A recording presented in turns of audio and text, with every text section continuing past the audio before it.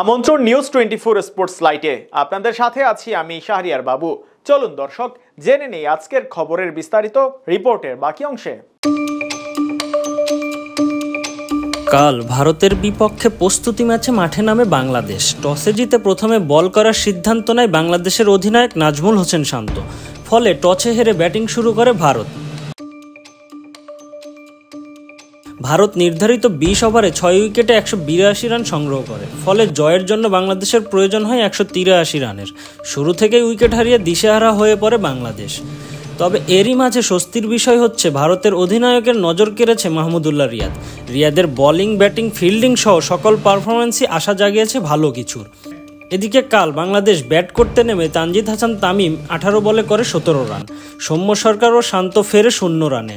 লিটন দাস করেন 8 বলে 6 রান। তাওহিদ হৃদয় 14 বলে 13 রান করেন। সাকিব আল হাসানও ছিলেন ব্যর্থ। 34 বলে 28 রান করে প্যাভিলিয়নের পথ ধরেন।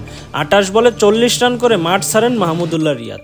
রিশাদ 5 বলে 4 রান করলে অবশেষে বাংলাদেশের সংগ্রহ দাঁড়ায় 20 ওভারে 120 রান। ফলে ভারত 62 রানে জয়ী হয়।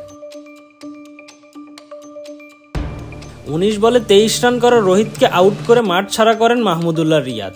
6 বলে 1 রান করে সঞ্জু স্যামসনকে মাঠ ছাড়া করেন শরীফুল ইসলাম। 32 বলে 53 রান করার পর মাঠ ছাড়েন ঋষাদ পান্ট।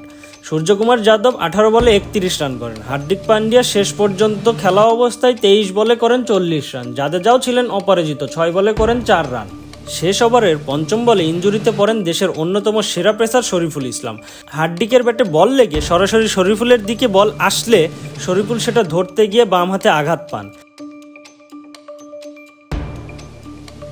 ম্যাচ শেষে অধিনায়ক নাজমুল হোসেন শান্ত বলেন, বলাররা দুর্দান্ত কাজ করেছে।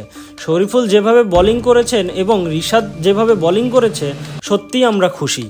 আমরা ব্যাটিংয়ে ভালো করতে পারিনি, তবে আশা করি মূল টুর্নামেন্টে আমরা ভালো করব। আগে যা হয়েছে তা নিয়ে আমরা এখন ভাবছি না। আমরা জানি আমরা কতটা সক্ষম, আমাদের কতটা সাহসী হতে হবে এবং আমাদের পরিকল্পনা বাস্তবায়ন করতে হবে। তাসকিন এবং ফিজ আমাদের জন্য খুবই গুরুত্বপূর্ণ। তারা যখন ফিরে আসবে তখন ভিন্ন রকম হবে। তিনি আরও বলেন, শরীফুলকে পর্যবেক্ষণ করা হচ্ছে। প্রথম ম্যাচ খেলতে সবাই খুব উত্তেজিত, কিন্তু আমাদের শান্ত থাকতে হবে। এবং ম্যাচ শেষে মাহমুদুল্লাহকে নিয়ে ভারতের অধিনায়ক রোহিত শর্মা বলেন, আমাদের ছেলেরা ব্যাটিং বোলিং 2 বিভাগেই ভালো করেছে। এই প্রস্তুতি ম্যাচ আমাদের গ্রুপ পর্বের ম্যাচের জন্য আত্মবিশ্বাস বৃদ্ধি করবে। হ্যাঁ, গ্রাউন্ড খুবই অসাধারণ ছিল, সাথে দর্শকরা অনেক এনজয় করেছে। রোহিত শর্মা আরও বলেন, আমি জানি মাহমুদুল্লাহ রিয়াদ খুব ভালো একজন ব্যাটার।